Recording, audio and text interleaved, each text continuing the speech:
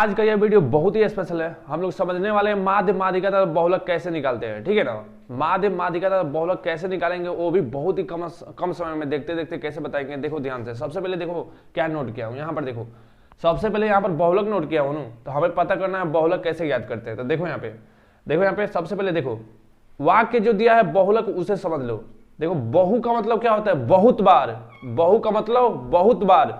और लक का मतलब क्या होता है, जो लौके। लौके मतलब भोजपुरी में लौके को क्या बोलते हैं, दिखाई दे, ठीक है ना। तो बहु का मतलब बहुत बार, लक मतलब क्या, लौके मतलब दिखाई दे। जो बहुत बार दिखाई देगा वही बहुलक होगा, ठीक है ना। तो एक बार और समझो, बहु का मतलब यहाँ बहुत बार, बहु का मतलब बहुत बार।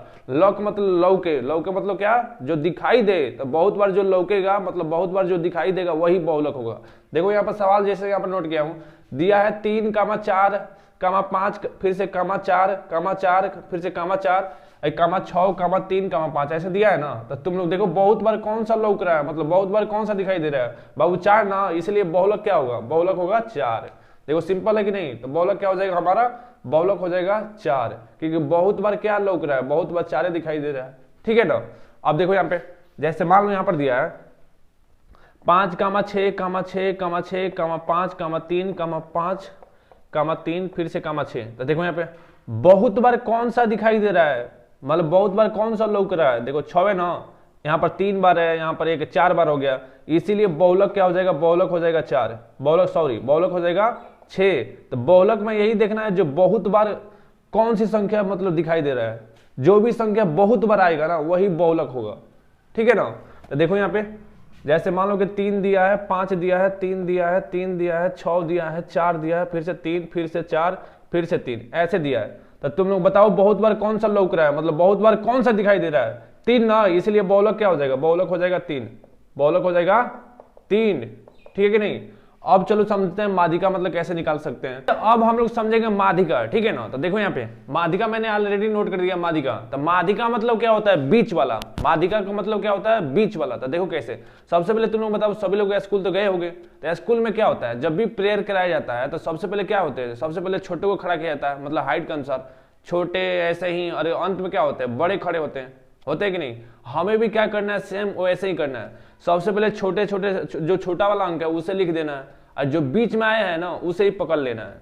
सबसे पहले छोटे, उसके बाद से उससे बड़े, उससे बड़े, उससे बड़े, ऐसे ही करके लिख देना है। उसके बाद से जो भी बीच में आएगा उसको क्या करना है, ऐसे पकड़ लेना है, वही क्या होगा, माध्यिका होगा, वही क्या होगा, माध्यिका होगा। तो देखो यहाँ पे ये बताओ, यहाँ पर सवाल है 3, 5, 6, 2, 4, 1, 6, ठीक है ना। हमें क्या करना है, माध्यिका ज्ञात करना है। तो कैसे बताऊं, सबसे पहले क्या करो, प्रेयर में खड़ा करो, ठीक है ना। सबसे पहले छोटा देखो कौन सा है, तो छोटा कौन सा है बाबू, 1 ना, 1 हो गया। उसके बाद से क्या है, 2 ना, तो 2 लिखो।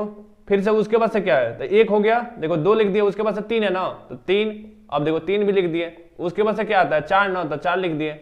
उसके बाद से क्या आता है, 5 ना, तो 5 लिख दिए।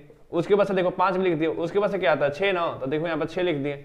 उससे बड़ा क्या है, फिर से 6 ही है, तो फिर से 6 लिखो। और बीच वाला पकड़ना है। तो देखो इधर से 3 को काट दो, इधर से 3 को काट दो, तो बीच में क्या बचा, बीच में 4 ना, इसीलिए कितना, माध्यिका क्या होगा, 4 होगा। माध्यिका क्या होगा, 4 होगा। अब देखो यहाँ पर सवाल है, फिर से हमें क्या करना है, माध्यिका ज्ञात करना है। 3, 6, 2, 7, 5, 8, ठीक है ना। तो क्या करना है, सबसे पहले प्रेयर में खड़ा करना है, मतलब छोटका कौन सा है, छोटका देखो यहाँ पर क्या है, तो छोटा वाला बाबू 2 है ना, यहाँ पर देखो छोटा वाला 2 हो गया, कामा। उसके बाद से बाबू क्या है, 3 ना, तो 2 के बाद से 3 आता है, तो 3 लिख दिए। तो 3, और इससे बड़ा क्या है, तो 3 के बाद से क्या आएगा, 5 आएगा, तो यहाँ पर 5 लिख दिए, ठीक है ना। अब देखो तो 5 भी लिख दिए। उसके बाद से क्या आएगा, 5 के बाद से 6 ना, तो यहाँ पर 6 लिख दो, 6 हो गया। उसके बाद से क्या आएगा, 7 ना, तो यहाँ पर 7 लिखो ना। उसके बाद से बाबू 8 ना, तो यहाँ पर 8 लिख दो ना। हमें क्या करना है, बीच वाला पकड़ना है। तो देखो इधर से 1 कट गया, इधर से 1 कट गया, फिर इधर से 1 कट गया, इधर से 1 कट गया। अब बीच में देखो ध्यान से 2 गो बचा है, एक 5, एक 6। जब भी बीच में 2 बचे ना, तो दोनों को जोड़कर 2 से भाग देंगे, दोनों को जोड़कर 2 से भाग दो। तो 5 और 6 कितना हुआ, 5, 6, 11, 2 से भाग देंगे। तो 11 में 2 से भाग देना है। तो देखो जब भी किसी भी संख्या में 2 से भाग देना है, संख्या में 5 से गुणा करके दशमलव लगाओ।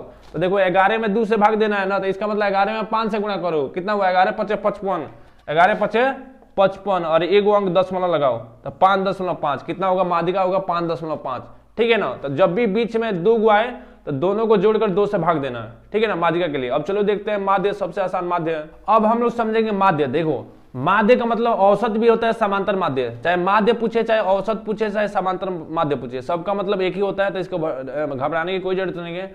माध्य बोले, समांतर माध्य बोले, चाहे औसत बोले, तीनों का मतलब एक ही है। तो कैसे मतलब हल करेंगे, देखो यहाँ पे अगर मान लो कि यहाँ पर दिया है 6,4,10,10, ठीक है ना, इसका हमें माध्य ज्ञात करना है। 6,4,10,10 माध्य ज्ञात करना है। तो सबसे पहले देखो माध्य के लिए क्या करते हैं, सबसे पहले उसको जोड़ो, जितना भी डाटा दिया है ना, जितना भी राशि दिया है ना, सबको जोड़ते हैं। तो देखो यहाँ पर जोड़ो, 6 दिया है, 4 दिया है, 10 दिया है, 10 दिया है, चारों को जोड़ेंगे ना, तो 6 4 10, फिर 10 जोड़ोगे 20 हो गया, 10 जोड़ोगे 30 हो गया, कितना हो गया 30।